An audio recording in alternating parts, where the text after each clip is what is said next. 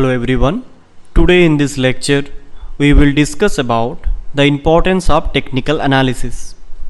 Technical knowledge is the key that leads a businessman to profit with minimum effort and time. Trading without proper knowledge and use of technical analysis is like tossing a coin. There is an equal probability of profit and loss. The importance of technical analysis is evident in the fact that it can help to draw attention to the following factors, like it helps traders to identify a suitable entry or exit points. For example, technical analysis helps in identifying the right time to invest in stock and the right time to withdraw money with profit. So identifying this exact time, which can really make a huge difference in the business world.